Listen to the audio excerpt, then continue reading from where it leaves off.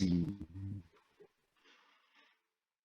Separasi itu pemisahan dari senyawa-senyawa yang ada dalam sampel.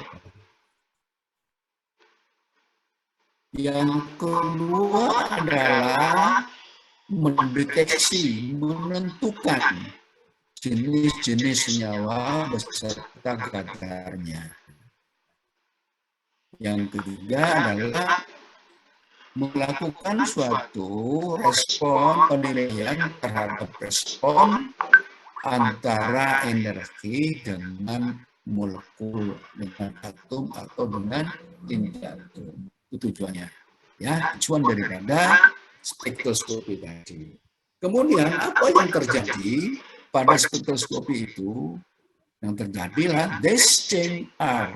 Jadi kalau ada suatu partikel dikenakan energi, jelas, dikenakan energi atau dikenakan radiasi berupa radiasi elektromagnetik, maka partikel akan satu emisi, memancar.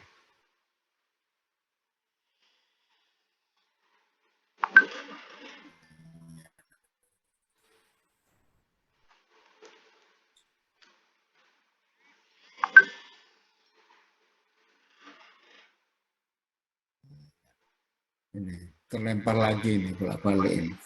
Saya tidak ngerti. Your internet connection is unstable.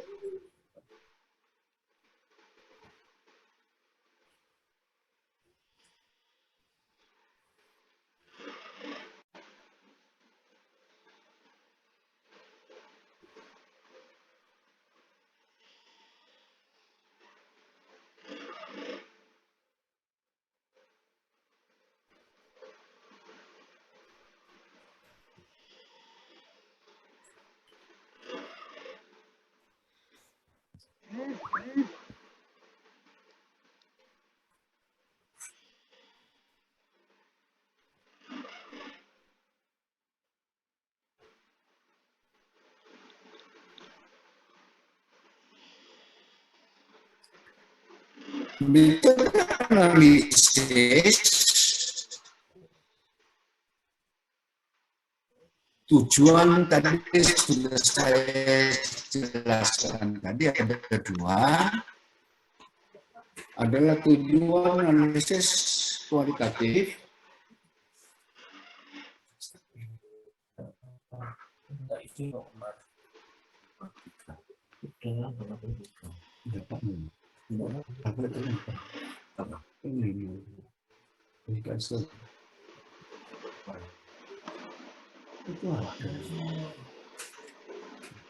di metode instrumental tadi. Kembali lagi ya, jangan lupa metodenya metode analisis instrumental, isi daripada KFA. Jangan lupa itu ada dua tujuan pokok, analisis kualitatif dan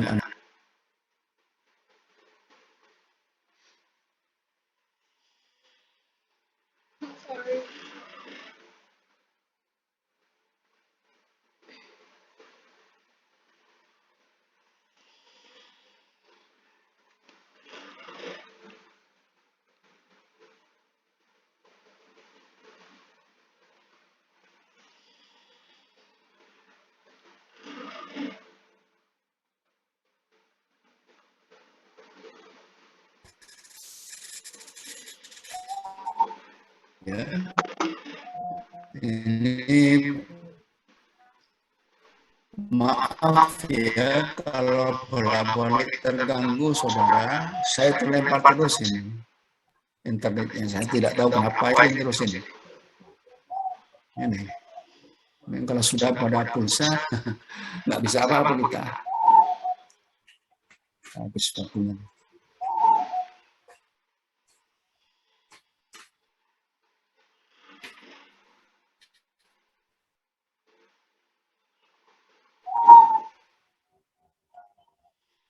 Sabtu ternyata banyak pakai mungkin ya. Jadi sekali lagi untuk kualitatif rasi spot test, tetapan fisika, seperti titik didih, penentuan titik beku, ya, kemudian refraktif indeks, berat jenis, dan sebagainya. Jadi tetapan penentuan tetapan fisika termasuk analisis kualitatif. Kemudian yang terakhir, yang modern adalah metode instrumental. Jadi instrumental ini bisa menganalisis kualitatif maupun kuantitatif. Ya, ini metode chemistry, metode instrumen.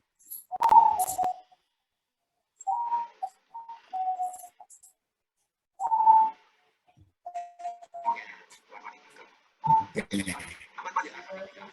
Kita masuk kepada rinci.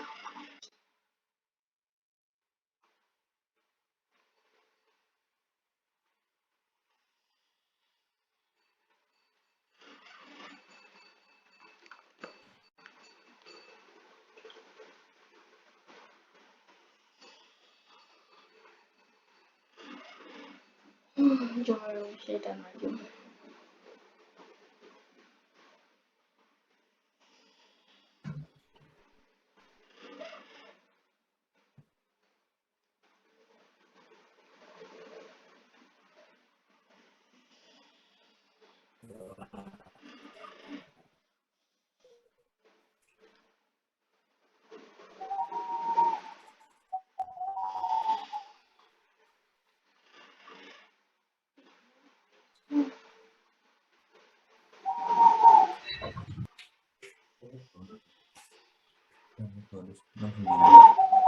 Ada terakhir 69 ya. Jadi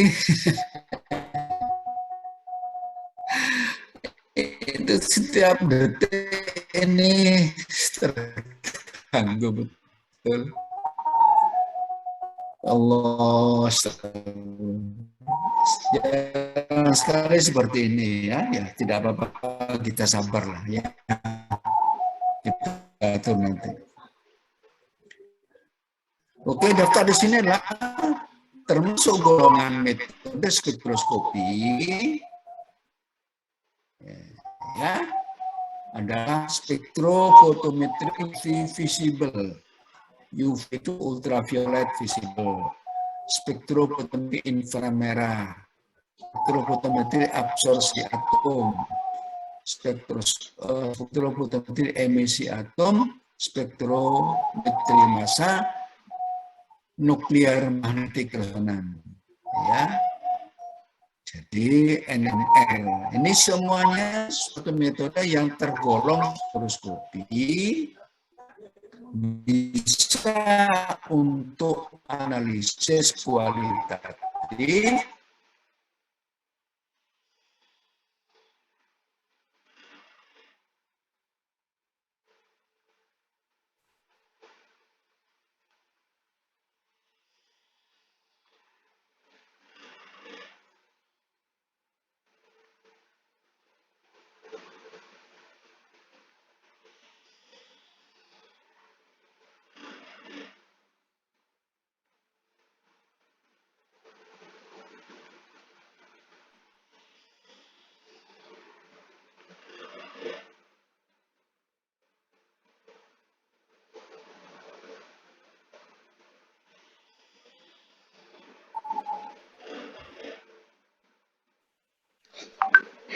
Kita.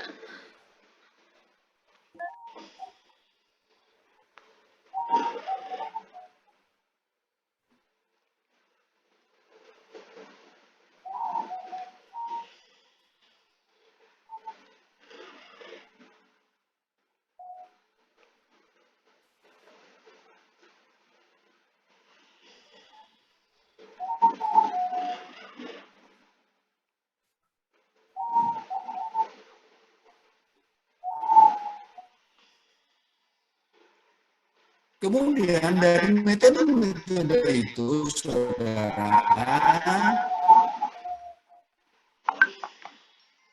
ada suatu pengkhususan bahwa metode analisis kualitatif, metode analisis kuantitatif, metode analisis keduanya. Nah, itu dimiliki oleh masing-masing metode analisis. Ya, ingat.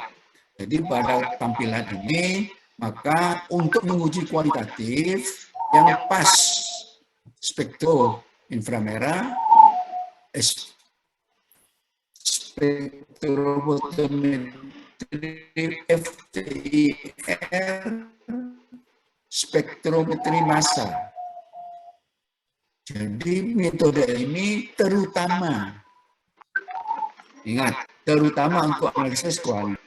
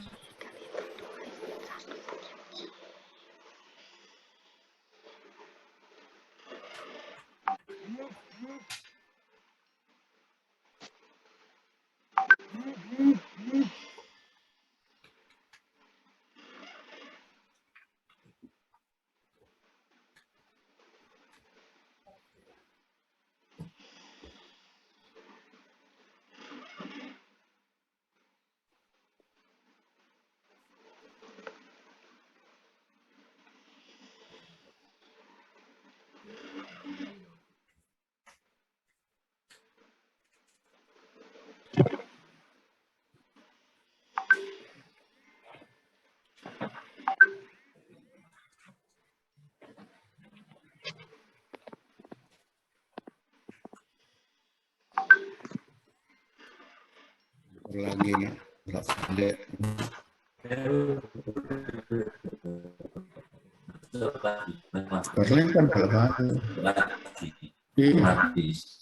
dari awal.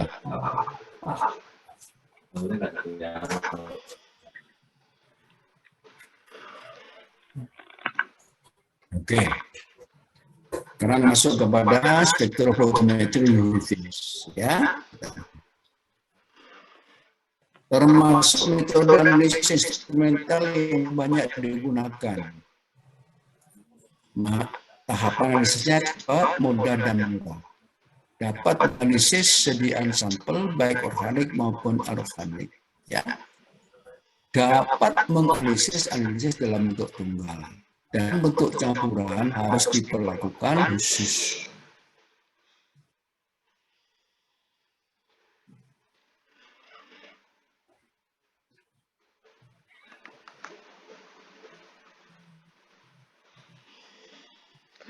Semua ya.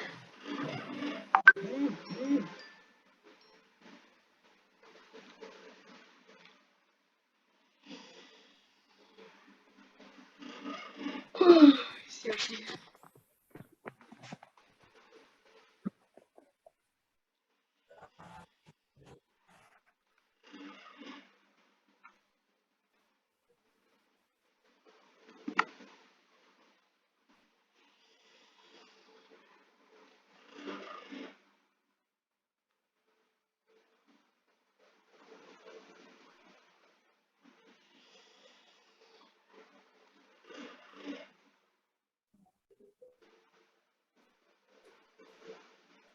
Kemudian yang nomor 5 merupakan metode yang menjelaskan tentang interaksi antara molekul dan sama saja dengan tadi toh, interaksi antara energi atau molekul dan rem.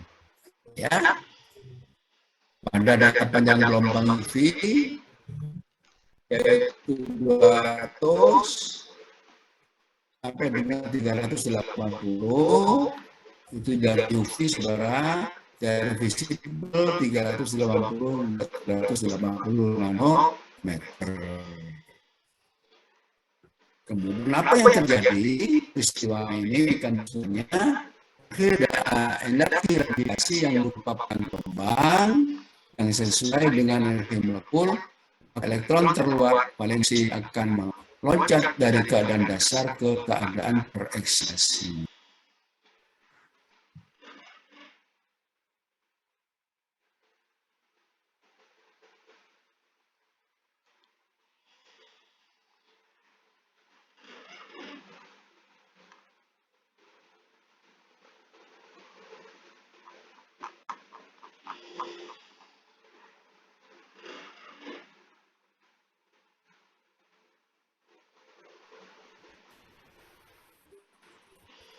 Mohon maaf, Bapak.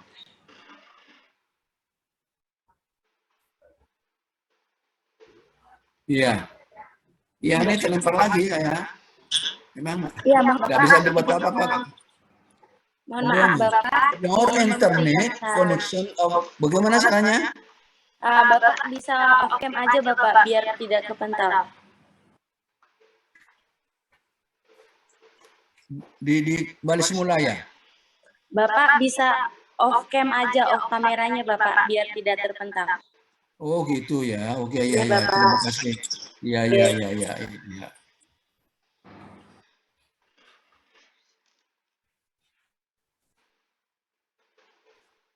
Iya iya betul betul betul. Mengurangi pulsa anu itu. Iya, Bapak. Iya terima kasih terima kasih. Belum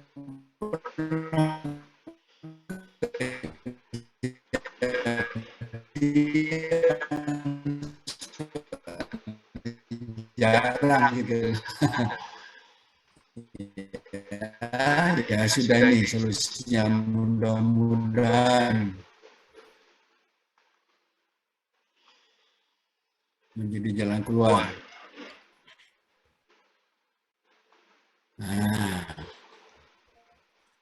jadi sekali lagi saya jelaskan, Anda catat mekanisme pengukuran, prinsip pengukurannya, analisis spektrofotometri UV vis adalah interaksi, perhatikan ya, antara energi radiasi elektromagnetik dengan partikel. Ada panjang gelombang yang antara energi dan partikel, sehingga partikelnya itu dapat menyerap radiasi dan disertai dengan loncatan elektron terluar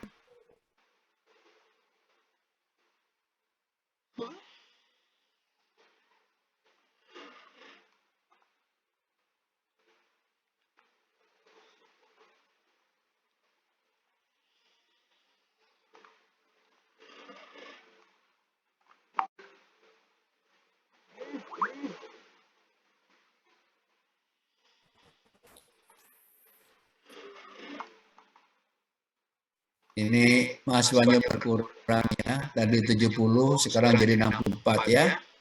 Jadi nanti absensi ikut perkuliahan itu ada nilai ya. Nanti akan dikoordinir oleh koordinator ya. Oke, saya ya ini masalah ini ternyata juga belum bisa mengatasi ya Mbak Sopo ini sini nih. Mbak Wulan. Bulan, nggih, Bapak. Ya, betul Mbak Wulan Sari. Nggih, Bapak, iya. Ya, makasih ya. Mudah-mudahan ini lagi. Jadi bolak-balik share screen aja ya. Ya, memang beginilah.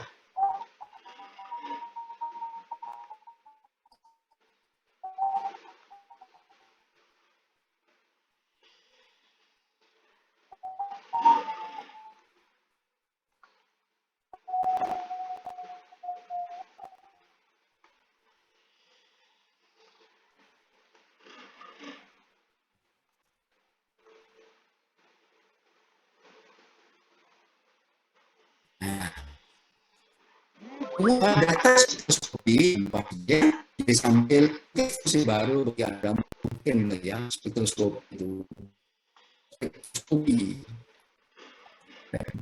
Jadi apa yang dijelaskan itu tertampung di kalimat ini sebetulnya kalau dibaca. Cerah, polyatom, dan molekul. Tadi diapakan sama molekul selain diserap? Dipancarkan, dihamburkan, dipancarkan, gitu. Nah, ini yang spektrofotometri UV phase, dia ternyata radiasinya diserap, jangan lupa. Diabsorpsi bahasa Arab Indonesianya. Atau bahasa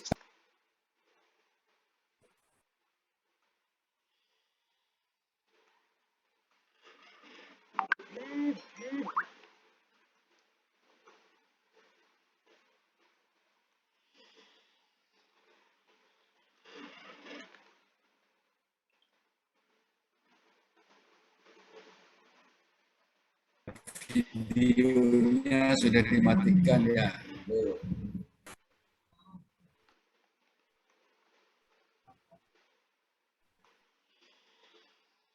Apa ada penanganan dari pusat gitu loh ya untuk mengatasi ini, biasanya diatasi oleh UMM biasanya, prodi. Izin memberikan saran juga Bapak, mungkin PPT-nya bisa saya ini, saya bagikan saja, share screen saja. Tidak usah, biasa beraja ini ya, nanti biar nanti tidak seragam nanti. Iya Bapak. Sementara ya. Iya Bapak.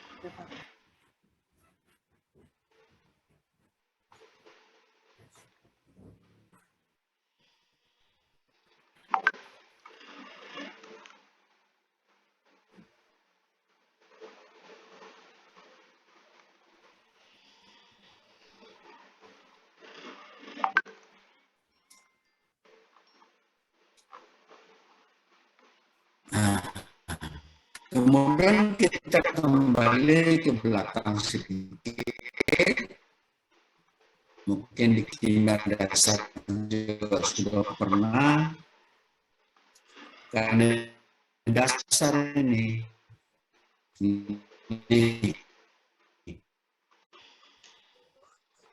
tujuan dari tampil ini, saudara, saya ingin memberitahu bahwa ada warna-warna, macam-macam warna yang berada di udara spektrofotometri visible.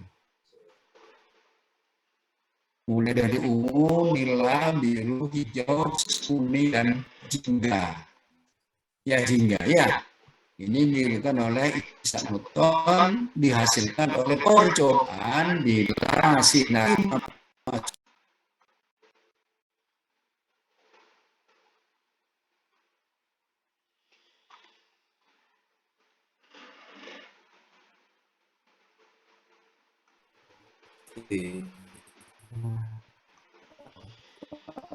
mesti ada sesuatu yang aneh.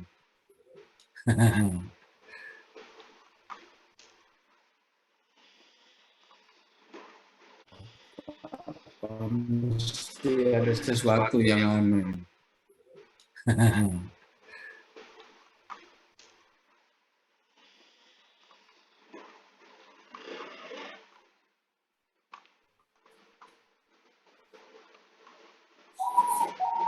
GB-nya GB dari enternya sudah 69 GB. Jadi tidak sedikit. Ini perlunya hanya 2 gitu ya. Satu kuliah 2, 3 gitu. Ini sudah 69 ini. Pulsanya itu, internetnya itu loh. 69 barusan ditambah 25, sebelum 69 adalah 40 berapa tambah dengan 25 gitu ya. Sekarang menjadi 69. Itu masih trouble ini ya. Karena memang daerahnya beda.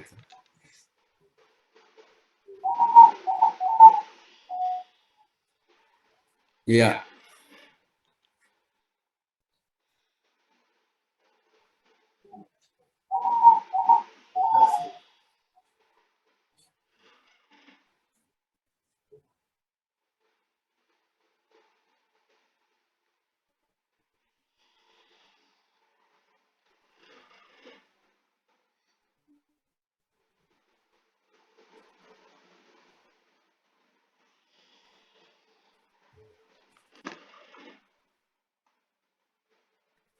Kemudian yang kedua adalah mengenai rem. Kalau atom sekarang rem. Gelombang elektromagnetik rem mempunyai sifat seperti cahaya. Kemudian Hendrik juga bilang gelombang magnetik rem adalah terdiri dari ini saudara medan listrik yang bergerak vertikal dan medan magnet yang bergelombang, artinya bergerak datar secara horizontal. Jadi rem itu berasal dari apa? Terdiri dari dua medan magnet, dua medan listrik, dan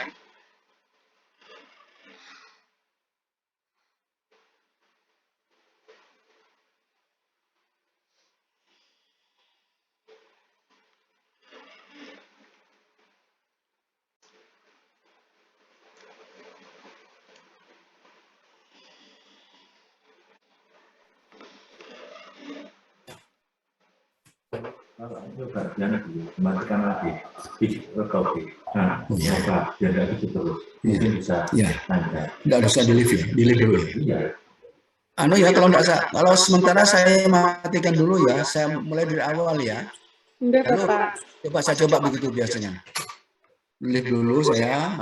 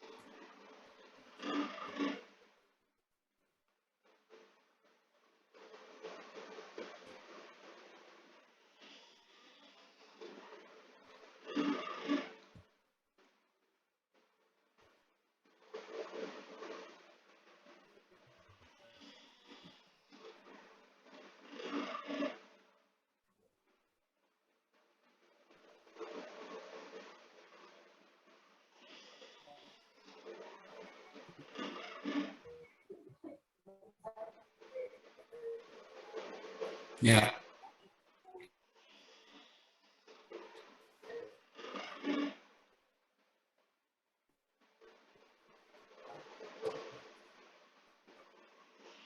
Kita mulai. Ini ilustrasi berikutnya belakang. Ya nanti di belakang ada rumusnya sudah catat dan dasar daripada pemikiran kita. Menyatakan bahwa cahaya itu dianggap sama dengan sinar, dianggap sama dengan radiasi cahaya. Bahwa energi absorpsi nyerap absorpsi.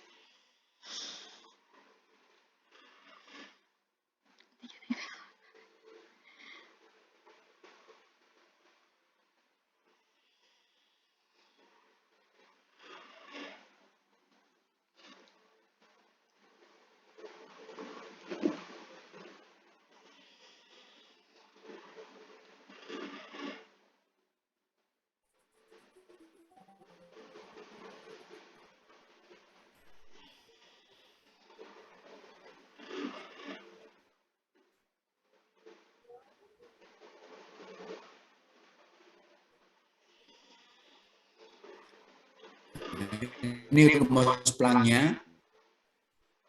E sama dengan HKV.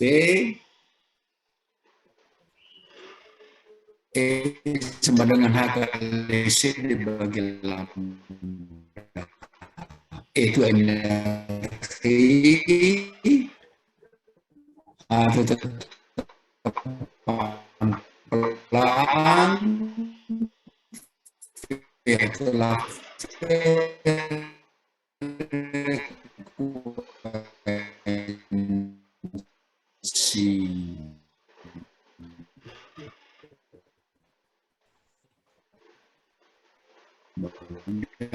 itu sama dengan C dibagi lambda, C kecepatan cahaya, lambda kepanjang gelombang.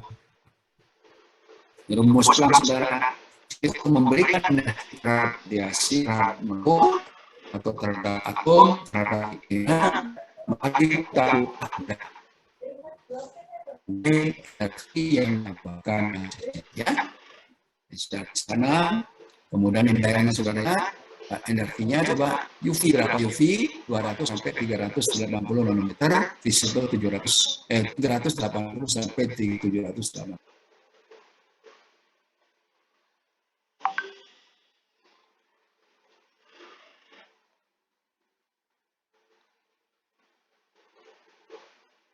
Setengah soal atau dikasihkan yang mana bisa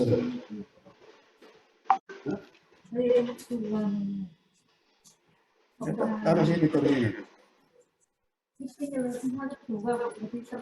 ini dulu kok ini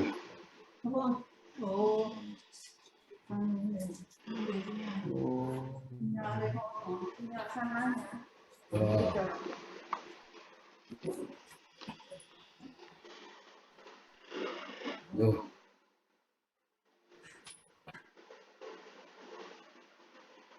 Itu naik kalau terus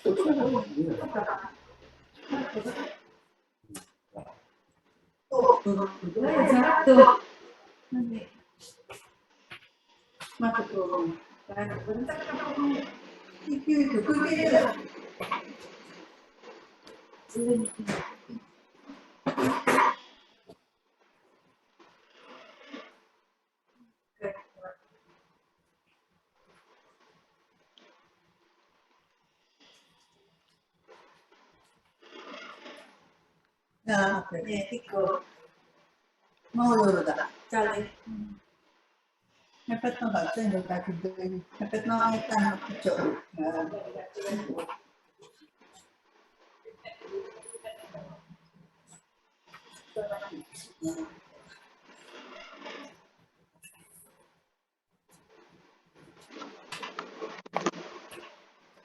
Kemudian tentang rem, ya, masih cara mencoba untuk supaya tidak terlempar terus itu ya. Mudah-mudahan tidak ini. Jadi spektrofotometri ini memisahkan tentang radiasi. Radiasi dari mana? Jangan lupa, radiasi dari sumber radiasi, source. Dari sumber energi, boleh sumber radiasi, boleh sumber energi, ya. Ini adalah visible. Sudah saya jelaskan di awal tadi. Ada warna ungu, ada biru, ada hijau, ada kuning, ada jingga, ada merah. Ya, ini merah. Setelah merah nanti baru IR, saudara. Nah, merah ya. Ini angstrom. Ingat nanti saudara cari berapakah satu angstrom berapa nanometer.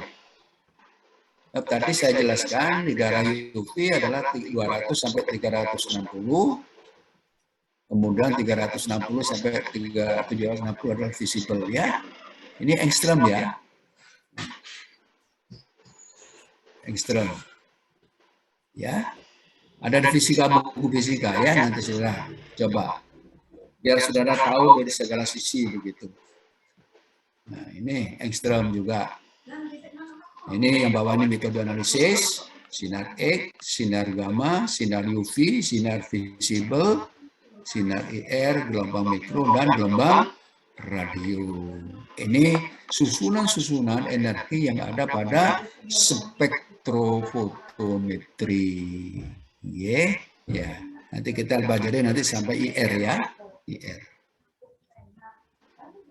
Sifat spektrumnya ada dua, spektrum absorpsi, yaitu spektrum yang diserap, spektrum emisi, spektrum yang dipancarkan.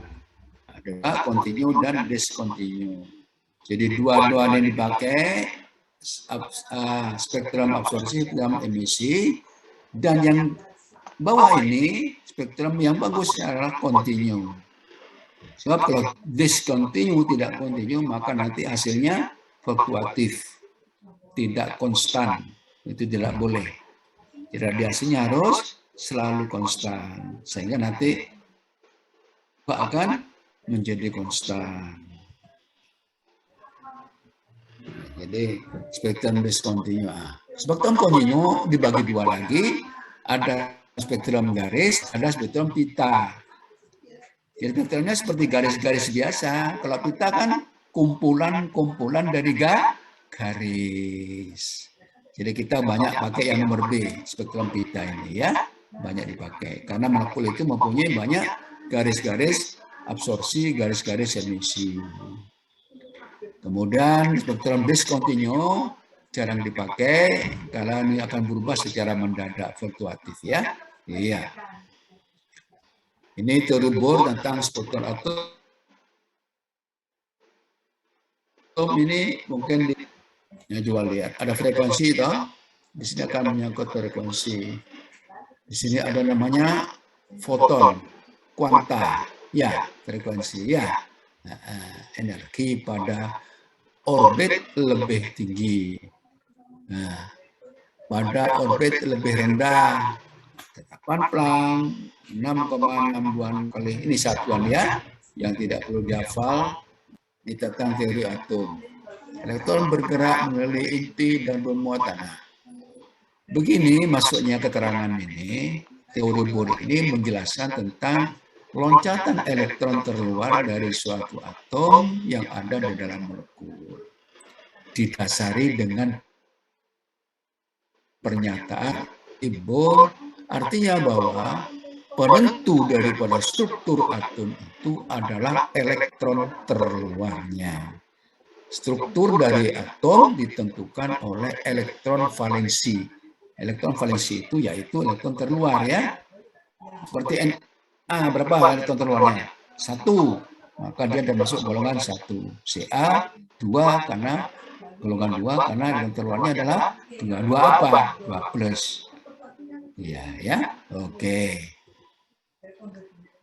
Ada rem sendiri, sudah saya ulang berkali-kali tadi rem. Ini di sini ada apa ini? Ada hukum Planck. E sama dengan H kali V. E sama dengan H kali C dibagi lambda. Ini dua. Disebut kuanta.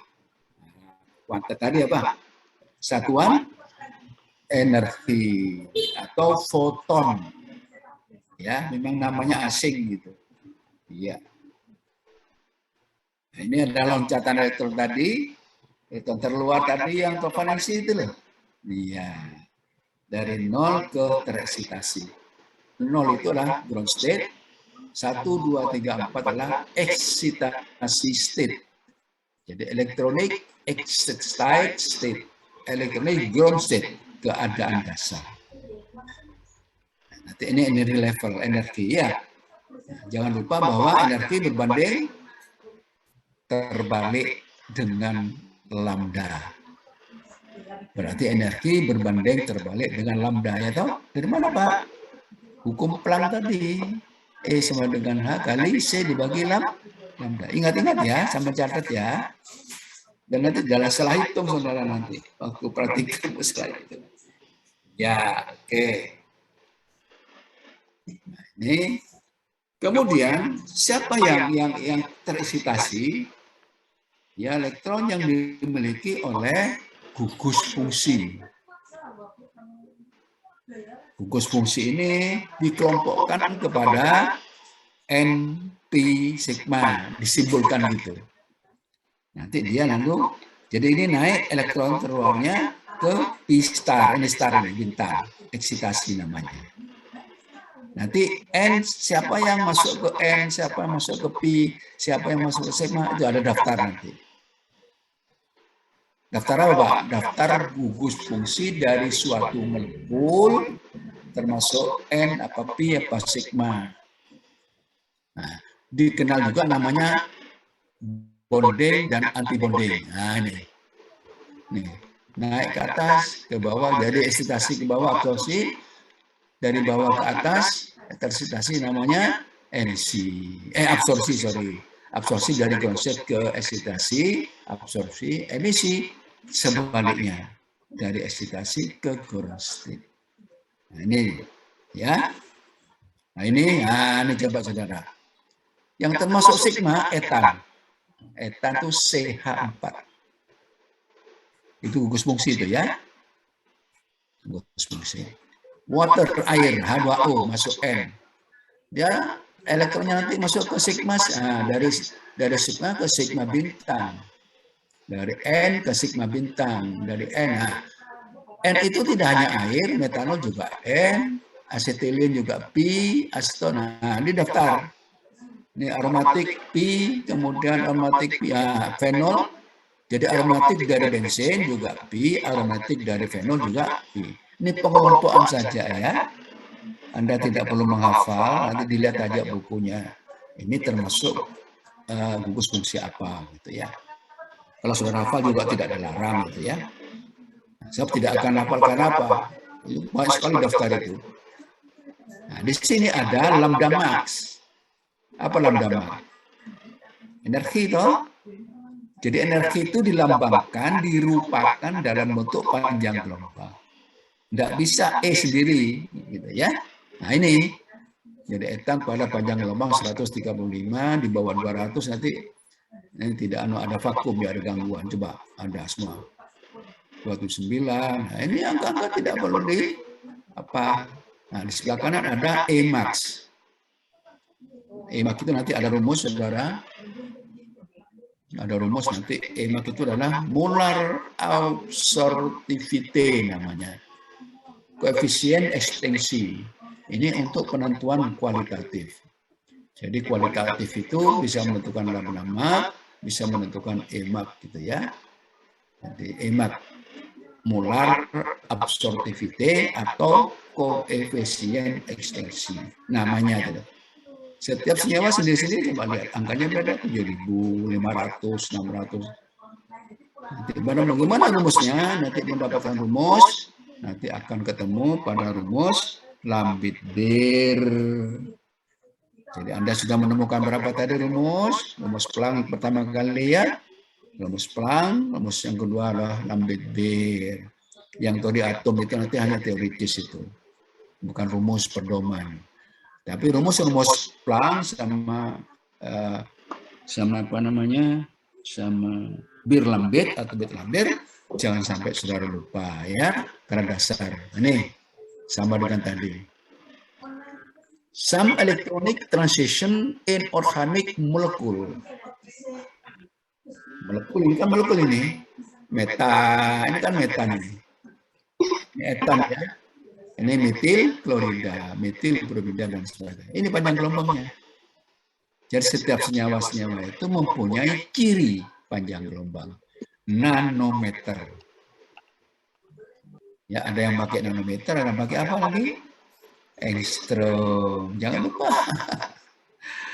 Saya cari hubungannya ya. Kalau tidak salah 10 kalinya lupa saya sudah ya. Karena ini. Nah, ini sama. Ini daftar saja saudara. Saya kutip daftar ya. Sebagian saja. Yang lengkap ada di buku.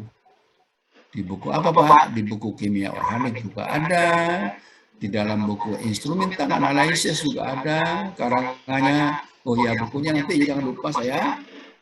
Karena masih baru.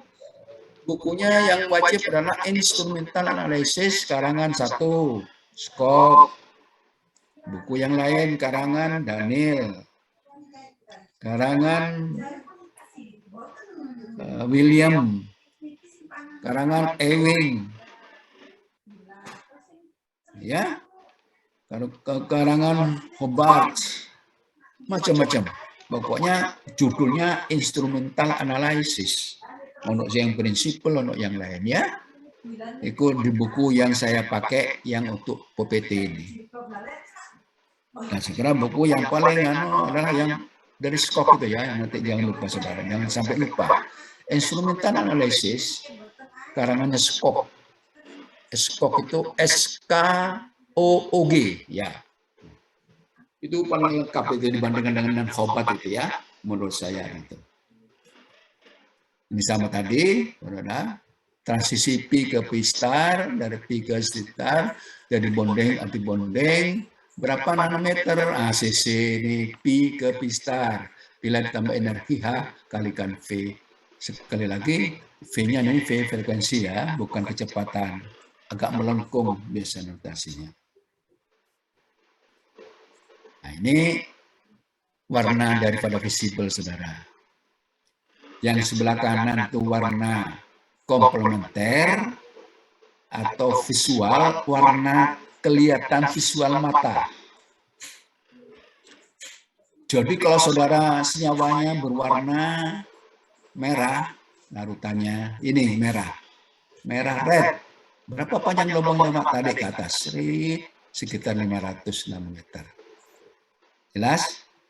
Jadi warnanya kuning, nah yellow, nah ini yellow. 435 sampai 480. Nah, di dalam kenyataan daripada metode ini, selain warna visual, ada warna yang diserap. Ini. Jadi kalau merah tadi, warna diserap adalah blue green, biru hijau. Apa yang diserap? Radiasi. Yang menyerap molekul. Jadi molekul tadi yang warnanya merah, yang menyerap radiasi bukan yang merah, tapi adalah biru dan hijau. Ini juga tidak perlu dihafal. Cuma rangkaian kesesuaian ini harus saudara mengerti. Nah, di sini letaknya 400. Tadi saya nyebut berapa visible? 360 ya, jadi macam-macam.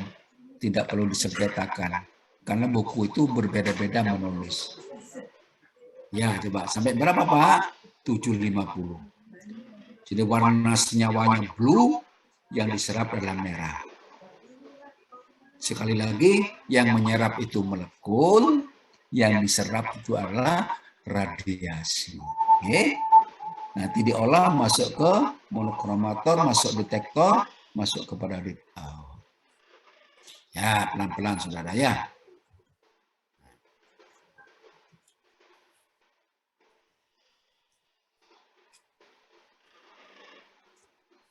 Kemudian kurva R.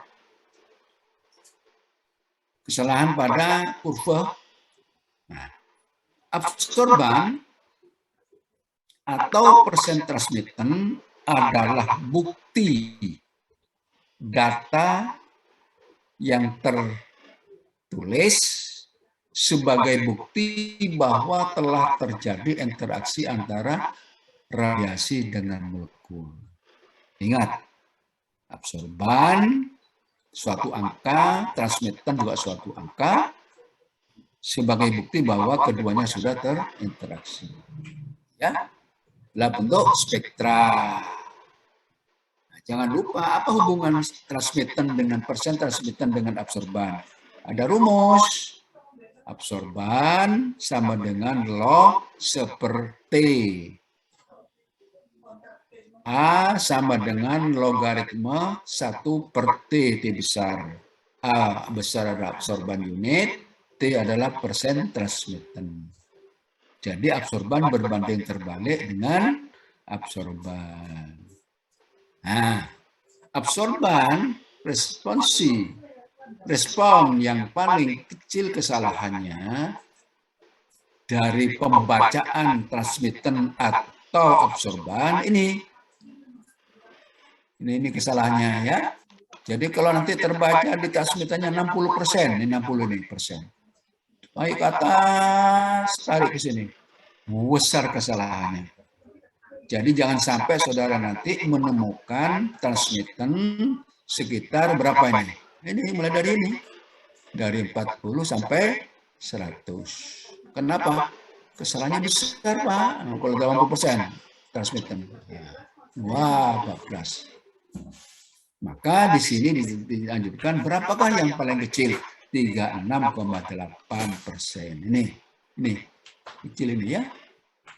Nanti usahakan nanti responnya itu, transmittennya itu 36,8%. Saya beri tugas. Kalau 36,8% T, berapa A-nya? Ya, nanti dicoba di rumah. Tadi kan sudah saya beri rumusnya. Log A sama dengan logaritma 1 per T. Tinggal masukkan T-nya itu ya. Selesai. Ya, oke. Ini untuk detektornya phototube. Detektor yang paling sederhana. Untuk detektor foto multiplier tube, atau untuk detektor foto diode array lebih kecil lagi, lebih peka, lebih sensitif, lebih valid. Sekarang sudah banyak pakai foto multiplier tube. Ya.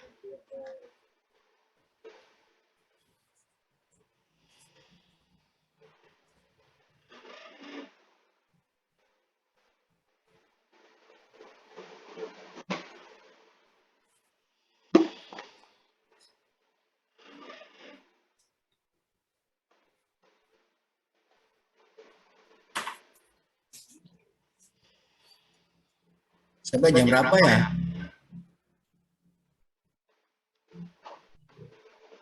Halo? Sampai jam berapa, Dek?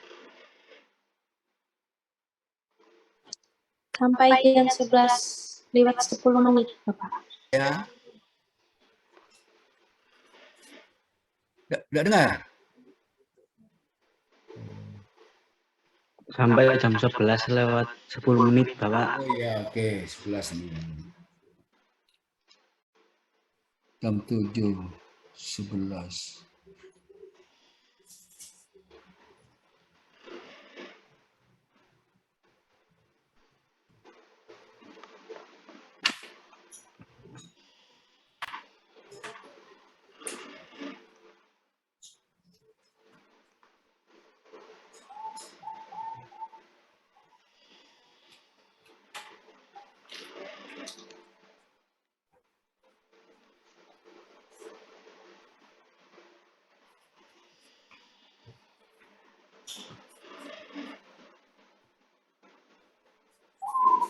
Ya. Jadi jangan lupa saudara bahwa kalau pakai detektor phototube, detektor yang paling sederhana nanti akan dibicarakan di belakang. Maka inilah. Jadi nanti saudara usahakan absorban itu di daerah 0,2 sampai 0,8 absorban unit AU. Jadi nanti kalau kamu menemukan 0,9 atau 1 absorbannya diencerkan. Ya, diencerkan, kita melakukan pengenceran. Nah, pengenceran itu memang pekerjaan rutin kita. Nah, ini adalah persyaratan, saudara. Persyaratan dari senyawa yang bisa dianalisis dengan spektrofotometri UV phase. 1. Mempunyai gugus kromofor.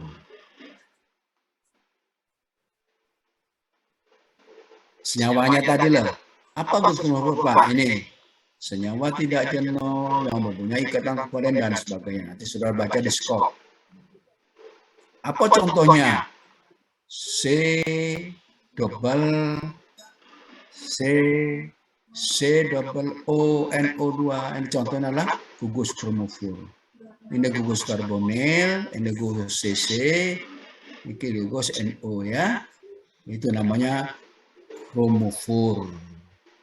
Yang kedua juga mempunyai gugus isokrom. Isokrom sebaliknya suatu senyawa jenuh, saturated, non bonding. Nah, contohnya ini OH, NHCl. OH itu gugus apa namanya? Gugus hidroksi. NH gugus apa? Gugus amin. Ya, jadi Anda harus mahir kimia organiknya ya. Amin. Ada NH2 ya. Gugus karboksilat. COO, OH. Gugus aldehid. CHO gitu ya. Ini kan antara lain saja. Nanti dibaca nanti di literatur. Mempunyai gugus kromofor, mempunyai gugus isokrom. Yang ketiga adalah tidak ada di sini adalah mempunyai gugus ikatan terkonjugasi. Mempunyai gugus fungsi dengan sistem ikatan terkonjugasi. Artinya ikatan yang selang-seling. Rangkap, tidak rangkap, rangkap lagi, tidak rangkap, rangkap. Ada pada gugus benzena. Benzen. C6H. H12 bahan 6. Ya. 3 ya. Jadi syaratnya 3. Yang keempat adalah analitnya harus dalam bentuk larutan jernih. Through solution. Kemudian di sini ada keterangan lain, bathochromic shift adalah pergeseran panjang gelombang ke arah lebih besar, disebut dengan pergeseran merah, a red shift. Jadi kalau panjang gelombang 200 menjadi 250, maka ada pergeseran merah namanya. Kapan terjadi? Bila kita mengganti pelarutnya. Tadi pelarutnya air senyawanya dilarutkan dalam NaOH. Ya, pergantian pelarut akan menyebabkan bertambahnya nilai panjang gelombang. Ya. Kemudian ada red shift, ada blue shift, ada pergeseran biru dari besar menjadi lebih kecil. Ya, shorter and wavelength to substitution of solvent effect. Ini terjadi bila ada substitusi. Misalkan gugus metilnya dari suatu senyawa diganti dengan Cl, diganti dengan etil, diganti dengan propil, misalnya. Ini namanya ada due to substitution of solvent effect. Atau daripada efek dari pelarut. Jadi Anda nanti di dalam praktikum, kalau pelarutnya pakai ini jangan diganti. Akan merubah pengukuran saudara. Oke? Ya, sampai lalu saudara. Inilah hyperchromic effect. Increase itu naik. Jadi kenaikan intensitas absorpsi. Apabila apa? Apabila kadarnya bertambah. Kapan bertambah? Nah, apabila ada senyawa lain yang masuk atau matrik yang terdapat di dalam sampel. photochromic effect adalah decrease, menurun, mengurangi ya, memperkecil konsentrasi, intensitas absorpsi. Atau intensitas absorpsi tahu ya, kemampuan menyerap. Semakin besar absorbannya, semakin apa? Semakin besar kadarnya. Di dalam hukum Bit-Lambir, bahwa absorban berbanding lurus dengan kadar analit. Sekali lagi, absorban berbanding lurus dengan kadar analit. Jadi kalau angkanya 0,2 absorban, maka nanti akan sebanding ekivalen dengan kadarnya. Ya, kadarnya.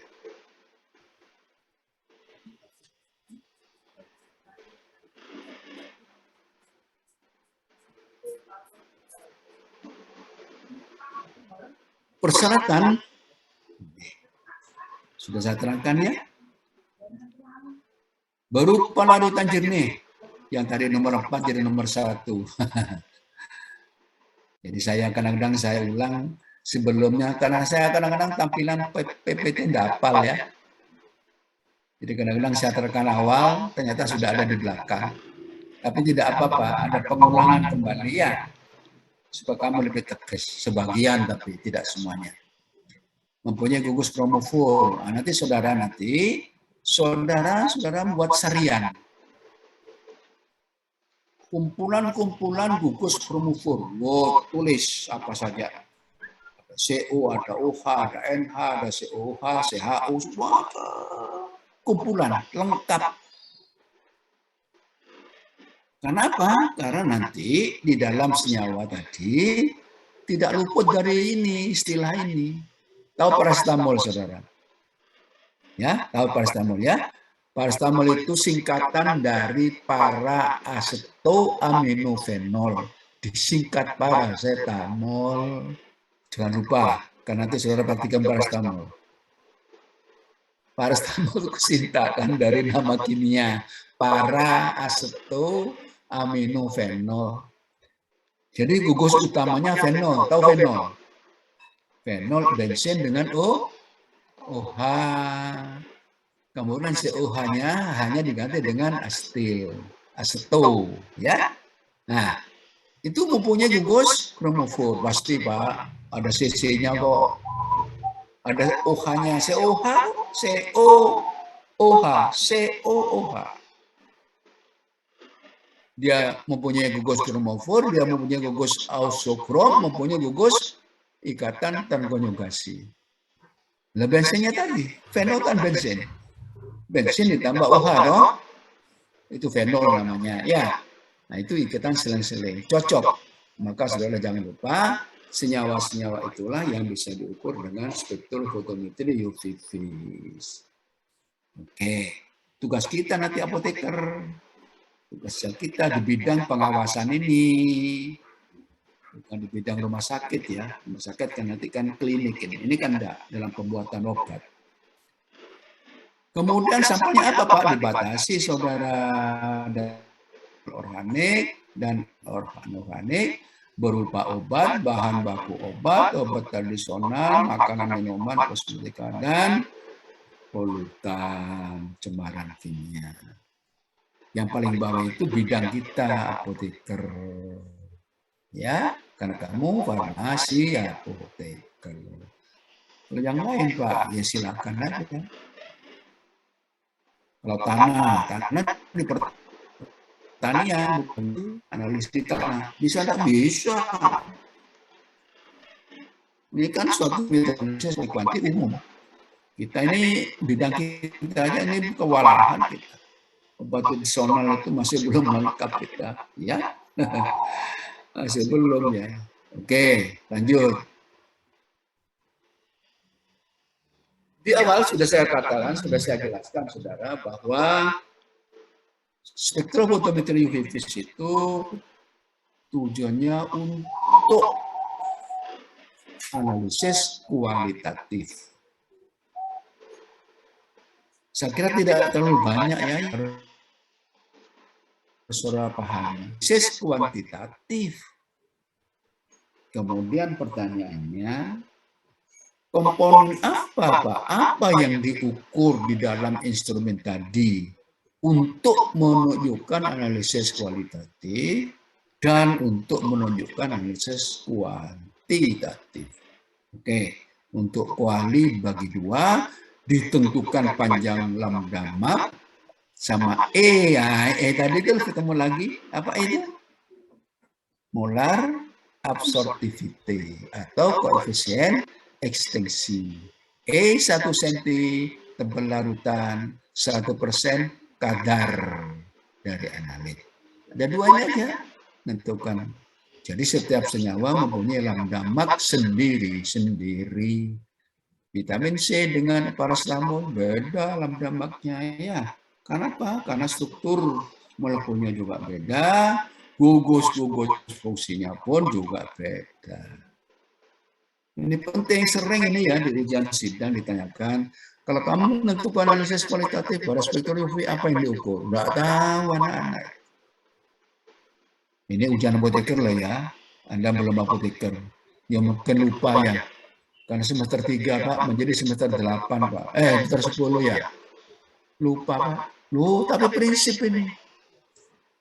Ya, maka nanti kalau kamu nanti kalau sudah profesi apoteker ya, jangan lupa bukunya dibaca. Buku kuliah saya dibaca. Jangan sampai hilang. Dilengkapi dengan browsing di internet dengan jurnal-jurnal yang terbaru. Oke, lanjut. Yang kedua, untuk analisis kuantitatif apanya, Pak? Cuma dua juga. Absorban unit tadi, nah, atau persen transmitten. Sekali lagi, A sama dengan lo seperti absorban unit tadi lah 0,2, 0,8, 0,8 ya. Itu yang diukur. Kenapa sudah saya katakan bahwa absorban berbanding lurus dengan kadar. Absorban berbanding lurus ekuivalen dengan kadar dari suatu analit di dalam sampel. Ya, oke.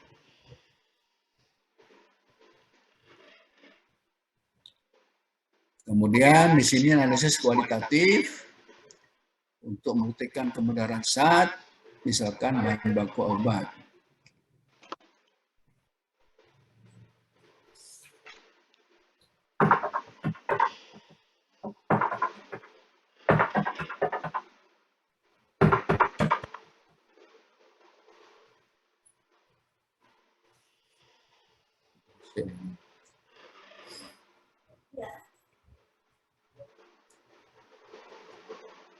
Tidak dapat menganalisis analit dalam campuran matrik. Merupakan analisis pendukung dalam penentuan zat yang tidak diketahui. Ada dua cara analisis. Cara penumpukan antara sampel dengan zat standar yang telah diketahui. Cara meramalkan panjang gelombang maksimum, perbedaan selisih panjang gelombang di antara tabel-tabel pustaka, ada 2 nanometer. Keterangan tadi menyatakan begini, spektrofotometri UV itu terutama untuk analisis zat tunggal. Ya, kalau campuran 2 saja sudah mulai ada penanganan khusus. Apa bisa, Pak? Ya bisa. Tapi kalau memang ada senyawa, ada metode lain, kita gunakan metode lain saja. Jadi misalkan senyawanya berisi 3, zat utama, ya kita pakai kromatografi. Jangan pakai spektrofotometri UV. Karena apa? Karena nanti memberikan kesalahan yang besar, bias. Bukan tidak bisa. Jadi nanti saudara di dalam tugas akhir, gitu ya. Jadi kalau nanti dicampur dengan senyawa-senyawa yang lain, maka harus ditangani dahulu. Diapakan, Pak? Dipisah, diisolasi, diseparasi, dibuat reaksi dengan senyawa-senyawa lain. Nah, Maka analisis kuantitatif tunggal terutama. Single component analysis. Tanpa gangguan absorpsi latar belakang. Lalu bagaimana caranya Pak menganalisis tunggal? Nanti saudara akan praktikum, saudara analisis praktikum ya. Nanti saudara membuat 2 seri macam larutan, 1 larutan sampel, yang kedua larutan standar. Perhatikan sini tidak ada. Larutan sampel, misalkan saudara, misalnya ya, saya ingin menentukan analisis kualitatif dan kuantitatif tablet paracetamol. Jadi judulnya analisis kuali-kuanti tablet paracetamol. Sampelnya tablet. Bagaimana kita membuat larutan sampel? Apa syaratnya dalam pengukuran metode ini? Harus berupa larutan jernih.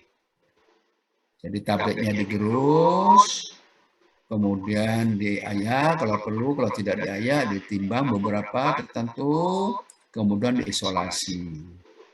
Isolasi artinya paracetamolnya diikat oleh suatu pelarut yang sangat mudah larut, sehingga didapatlah 2 filtrat dan endapan. Endapan itu adalah kondisi tablet, filtratnya itu adalah paracetamol yang sudah larut dengan penambahan pelarutan. Berapa? Apa biasanya pelarutnya? Metanol biasanya.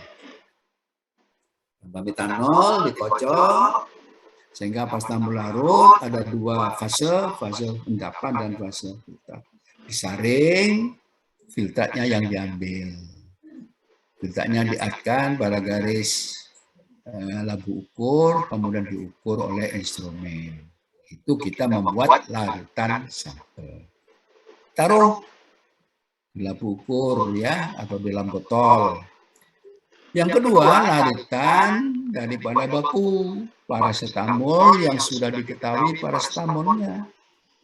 Ditimbang tertentu, kita buat misalnya. Ingat semuanya tidak seperti ini ya, tapi globalnya sama. Cara melakukannya kamu camkan betul, sama. Ya, kita timbang paracetamol murni, masuk beker, tambah metanol, larut, diartkan pakai labu ukur. Nah, ingin buat berapa kadar? Ya, monggo. Misalkan 1 ppm, 2, 3, 4, 5 misalnya. Ada 5 kadar ya? Misalnya 5. 5, 6, 7 boleh. Tapi jangan 2 lah. Ya. Kadar ya. 1 pada 1 ppm, 2, 3, 4, dan 5 ppm. Masukkan. Nah, kemudian ke 2 macam larutan tadi diukur pakai spektrofotometri. Dengan blanko sebagai pembanding adalah pelarutnya, yaitu metanol. Karena double beam ya, double beam itu 1 berisi pelarut, 1 berisi senyawa yang akan diukur bersamaan. Jadi metanol, satunya adalah paracetamol dalam metanol. Diukur, di scanning, keluar spektrum, ketemu panjang gelombangnya.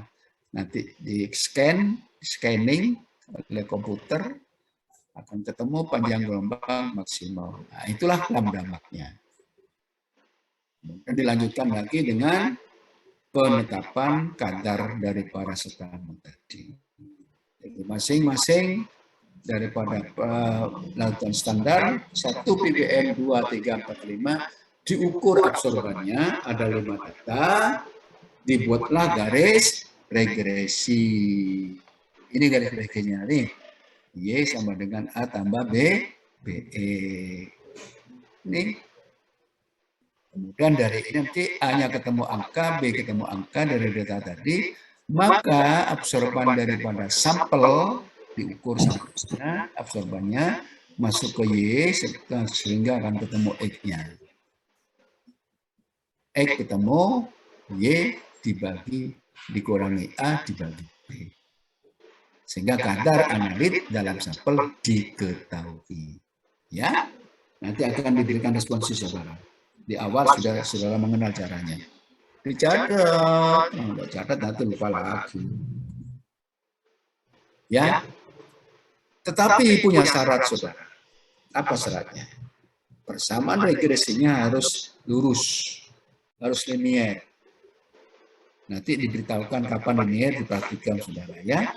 Linier apabila harga R hitung akan besar R tabel. Maka persamaan garis itu linier. Kalau enggak linier enggak boleh dipakai.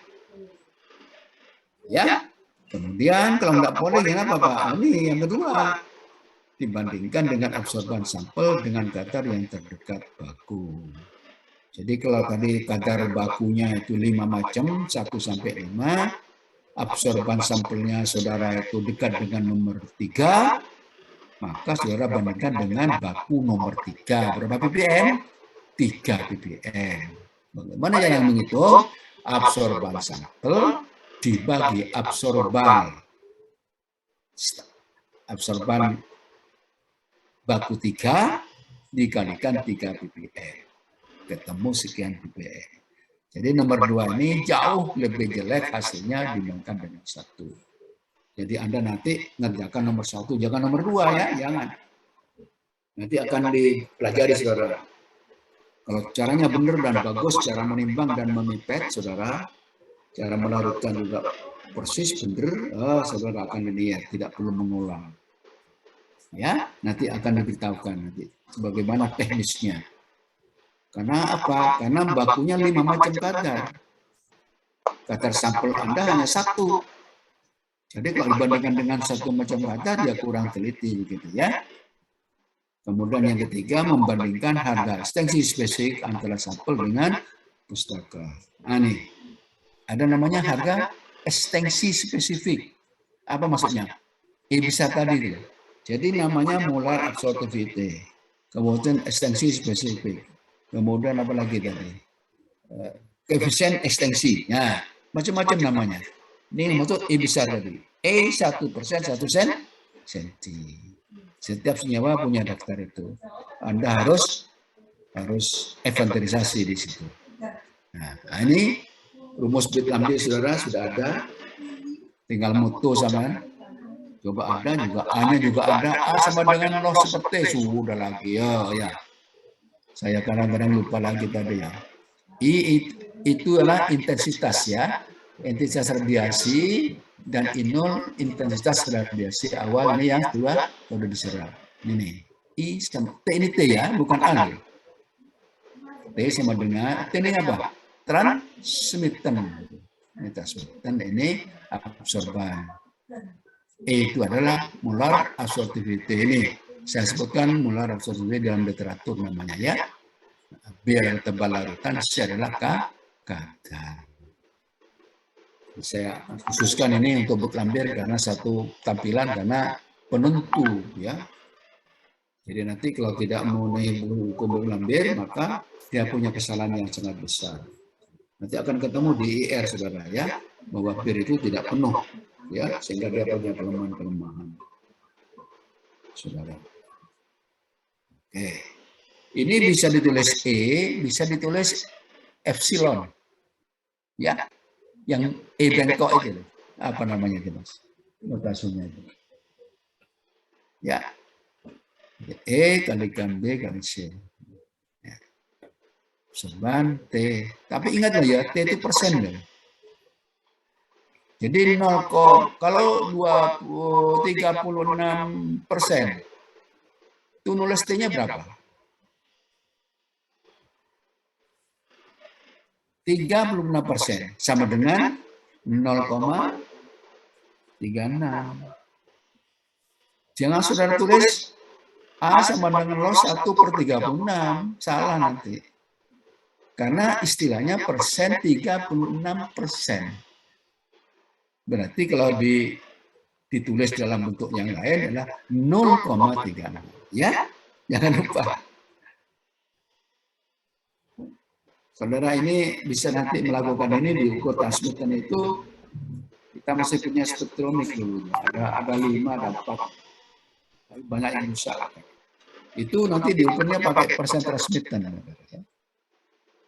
Tapi yang baru itu sudah absorban ya, jadi tidak dilatih, eman itu nanti. Biar mereka tahu sebetulnya. Sebab lebih teliti pakai persen transmitten timbang absorban. Ya. Kemudian single komponen analisis dengan pengaruh latar belakang. Kalau latar belakang itu kilauan dari kaca, adanya debu, adanya sinar, tambahan, itu namanya pengaruh latar belakang. Biasanya diatasi dengan ditambah filter. Ya, ditambah penyaring. Penyaringnya bukan kertas saring, bukan rambut, ya kaca juga. Lalu bagaimana kalau analisis satu tunggal diganggu dengan matrik? Nah, ini problemnya saudara. Ini biasanya anak dibuat untuk skripsi. Satu tunggal. Paracetamol diganggu dengan apa? Sekali dengan cara pengatasannya. Ya. Jadi kalau diganggu semacam ini, solusinya adalah 1. Analisis pengamatan 3 panjang gelombang, 3 lambda. Istilah dengan pengamatan secara simultan. 3 lambda yang mana, Pak? 1 lambda, panjang gelombang daripada sat utamanya, sat tunggalnya. Yang kedua adalah panjang gelombang dari matriknya, pengganggunya. Yang ketiga, perpotongan di antara sat utama dan matrik. Dikenal dengan metode simultan. Nanti Anda praktikan juga ya, kalau tidak berubah loh. Karena saya masih ingat, dulu masih aktif untuk ikut memberikan apa-apa praktikum di praktikum dulu ya. Sekarang sudah waktunya sudah banyak dipakai untuk kuliah saudara. Nanti ini akan dikembangkan dan nanti Anda hanya tunggal saja nanti ya, ditunggal. Tunggal aja tuh sudah banyak sekali itu yang diperlukan itu. Nanti gini-gini itu biasanya nanti mungkin kalau sudah sekolah S2 ya. Kemudian cara yang berikutnya adalah analisis secara dedikatif atau turunan. Pertama, turunan kedua, dedikatif 1, 2, dan 3. Nanti saudara kalau ingin tahu turunan pertama seperti apa, kalau sudah nanti praktikum potensiometri. Ya, sudah praktikum potensiometri. Untuk 1, wah sudah. Jadi kadang-kadang dipakai oleh skripsi sama anak ya, tidak apa-apa. Jadi gangguannya 1, matriknya jangan banyak-banyak gangguannya, biar tidak terlalu kompleks. Jadi nanti dari penjelasan ini, saudara-saudara, maaf ya, saya bukan promosi, banyak judul-judul skripsi yang perlu dilakukan secara sederhana. Kenapa? Karena UMM itu sudah banyak membeli instrumen yang mahal-mahal. Saya dengar ini akan beli mengenai FTIR, itu miliaran itu harganya. Itu kalau nggak dipakai rusak. Dibiarkan aja karena air rusak. Ya. Jadi instrumen-instrumen itu kalau nggak dipakai rusak, Mas. Kita masih punya KLT densitometri, jangan lupa ya. Nanti dikulai oleh Pak Har. Ada spektrofotometri katanya Bu Ingrid sudah punya 6 berapa? Waduh, alhamdulillah. Dulu baru 2, Mas. Ya, anaknya 300 mahasiswanya. Ini akan tambah nanti, tapi untuk atomik AAS mungkin belum punya ya, karena memang juga mahal itu.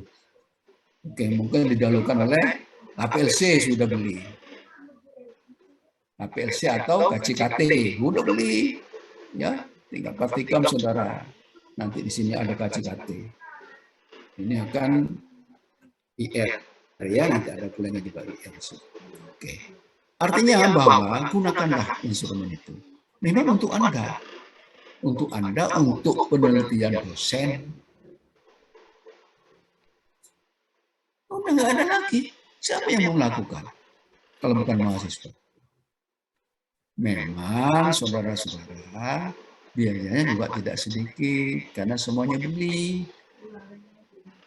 Reaksi juga beli, kemudian saya juga beli, pelaku juga beli, dan sebagainya. Ya. Saya hanya nyarankan aja lah, ya, eman ya. Saya memang tidak bisa bimbing karena sudah banyak sekali.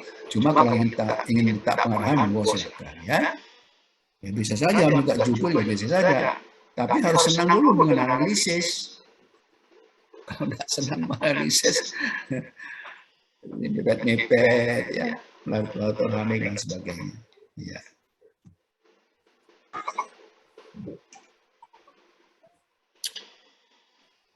Kemudian analisis multi komponen, saya katakan lagi, harus diperlakukan dengan cara-cara tertentu.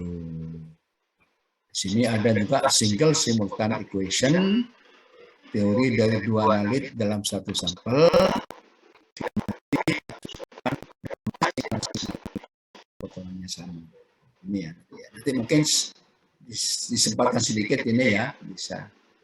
Jadi multi komponen tidak hanya satu ya.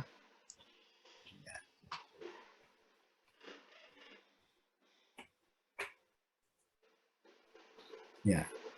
Terakhir, saudara, instrumentasi spektrofotometri UV phase, yaitu sumber radiasi sebagai sumber energi. Bicarakan nanti bagaimana komponennya, Anda juga harus tahu fungsinya. Syukur-syukur komponennya tahu, saudara ya, syukur-syukur. Tapi penting fungsinya untuk apa, saudara? Bagaimana dia mengukurnya, bagaimana?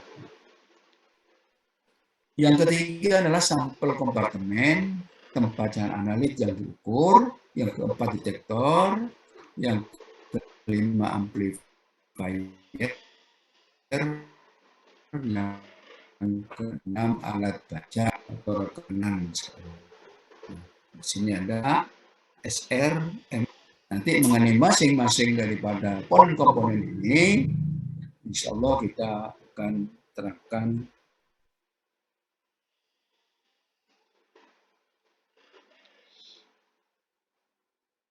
komponen. Nanti tanggal 8 hari merah kita sepakati, insya Allah kita tetap kuliah ya, jam yang sama. Oke? Oke, dibuka mulutnya. Ya. Ya, saya minta maaf, tapi kita harus menghormati gitu.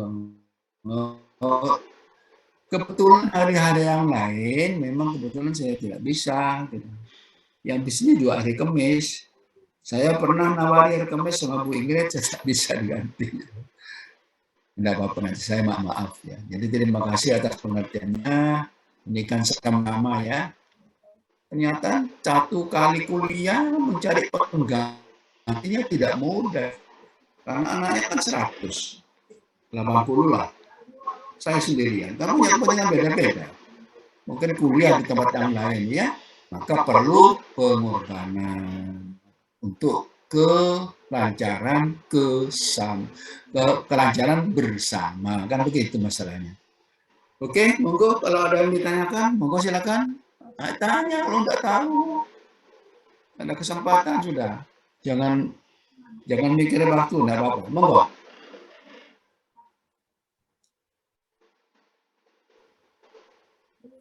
Jadi saudara, laptop bersama HP ya, digandeng itu. HP-nya moto, laptopnya, atau mungkin ngetik ya, silakan. Sekali lagi saudara, saya tidak hanya KFA saja. Saudara ikut kuliah itu mencatat yang tidak ada tulisannya di tampilan PPT. Saya berusaha untuk berbicara agak pelan, biasa aku agak cepat gitu ya. Sehingga waktunya mungkin keterbatasan di situ. Ini mungkin materinya mungkin kalau Anda masih belum paham, karena dasarnya ini ada kimia fisik, ada kimia organik 1-2, ada kimia analitik, ya, ada kimia fisik, fisika, kimia fisik, kimia organik, kimia sintesis, macam-macam. Jadi idealnya mata ajaran ini ditempuh setelah menempuh mata ajaran yang saya sebut. Kalau di Erlangga tuh ada 2 ya, semester 4 dan 5. Jadi KFA-nya di Erlangga itu, di mana saya ngajar itu ada 2, Mbak. Analisis farmasi 1 dan analisis farmasi 2. Masing-masing 3 SKS, jadi 6 SKS. Ada praktikumnya sendiri, 2. Itu saya bukan apa-apa, karena memang dulu kerjasamanya dengan Erlangga. Saya ngajar di UMM itu atas restu, atas izin dari UNER. Ya. Jadi materinya sama, tidak berbeda. Maka standarnya situ. Harus meniru Erlangga, tidak kemana-mana, jangan meniru yang lain.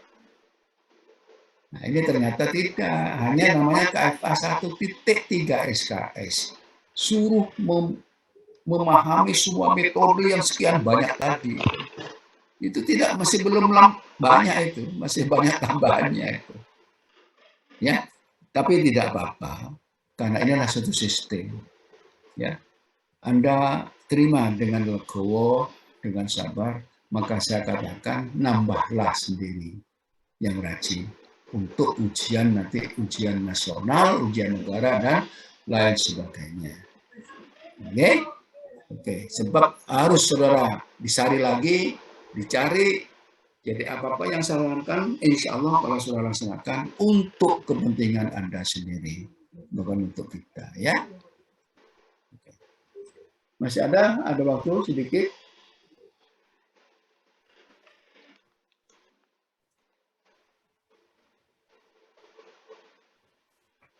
Ternyata internetnya itu apa? Sinyalnya saya ganti nih.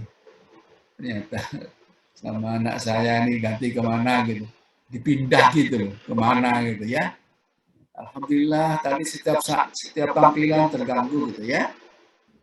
Oke, kalau tidak ada, mari kita tetap memberikan rasa syukur, kelancaran daripada pemberian materi dari saya kepada saudara itu dengan membaca Alhamdulillahirabbil alamin. Assalamualaikum warahmatullahi wabarakatuh. Waalaikumsalam warahmatullahi wabarakatuh. Terima kasih, Pak. Terima kasih, Bapak. 52. Tinggal 52.